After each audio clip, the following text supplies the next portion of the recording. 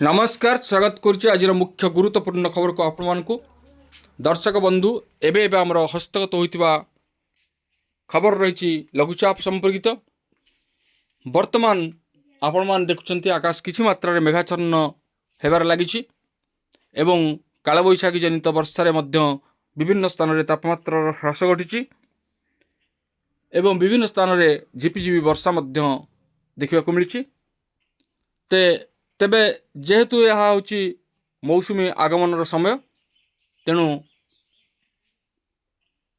यह सूचाई दूसरी वर्तमान मौसुमी खूब शीघ्र पहुँचुची।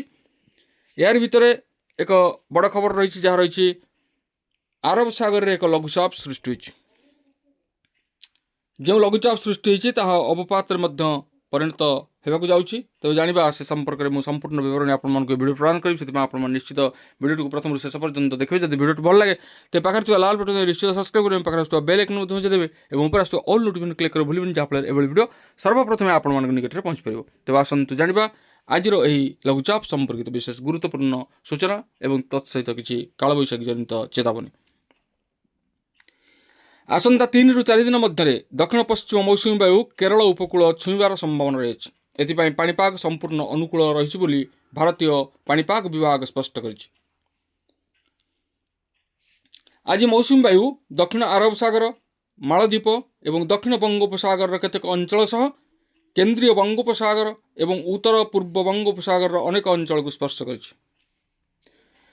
आगक दक्षिण अरब सागर किछि अंचल, मालद्वीपर किछि अंश, लाक्षाद्वीपर अनेक अंचल, केरल, तमिलनाडु, दक्षिण और केन्द्रीय बंगोपसागर किछि अंचल, उत्तर बंगोपसागर और उत्तर पूर्वांचल राज्यगुड़िक किछि अंचल को मौसुमी छुईबार संभावना रही।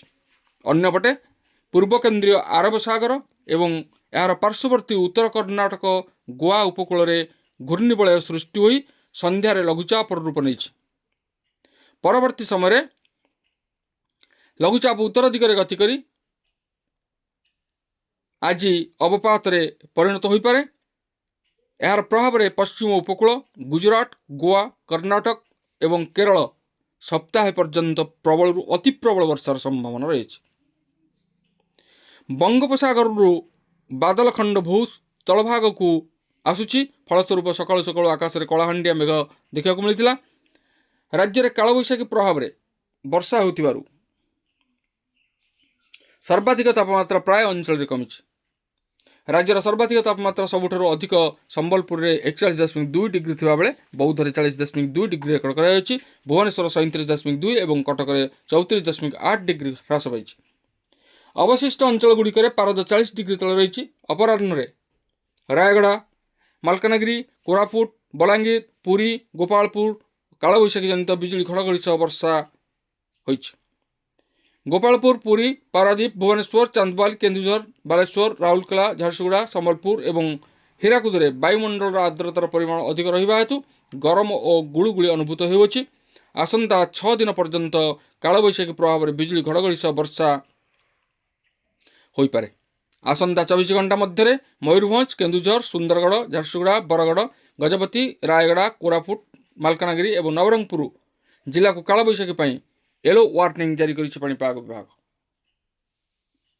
बालेश्वर, भद्रक, जाजपुर, केन्द्रापड़ा, कटक, जगतसिंहपुर, पुरी, खोर्धा, नयागढ़, गंजाम और गजपति जिला को गरम और गुलुगुली येलो वार्निंग जारी करिछि पाणीपाग विभाग। तेबे दर्शक बंधु आमे देखुछे वर्तमान बंगोपसागर रे बात्या शक्ति सृष्टि होइछि जहाँ सृष्टि हो जाउछि ताहा मध्य अवपातर रूप नेब एवं ता संबंध में कौनसी सठिक विवरणी आम एपर्यंत हस्तगत होना। जदि सद्यतम सूचना किसी हस्तगत हुए आम आपण अवगति निमंते निश्चित सर्वप्रथम जनइबू। तेणु आज एति पुणी देखा आगामी भिडियो। रोच धन्यवाद, नमस्कार।